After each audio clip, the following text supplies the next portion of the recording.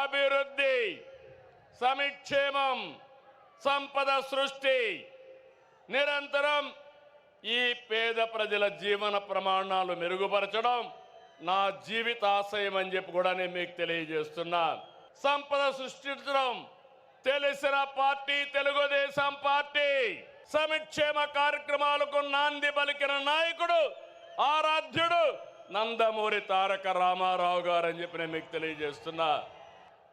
నా కష్టం నా కోసరం కాదు, నన్ను నమ్ముకున్న ఈ జన సముద్రం కోసం అని మరొకసారి విజ్ఞప్తి చేస్తున్నా.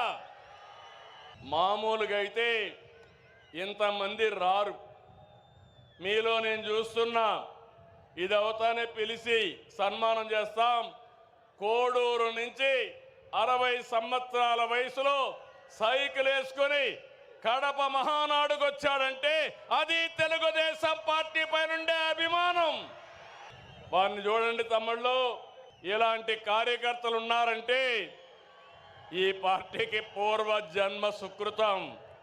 తమ్ముళ్ళు గట్టిగా చప్పట్లు కొట్టి అభినందించండి. ఒక స్ఫూర్తి ప్రదాత. పార్టీ అంటే ఇట్లుండాలి. మనం అందరూ ఈ మారిగా ఉంటే ఇంక వైఎస్ఆర్ కాంగ్రెస్ పార్టీకి అడ్రస్సే ఉండదు. అవునా కాదా? ఉంటామని చెప్పండి.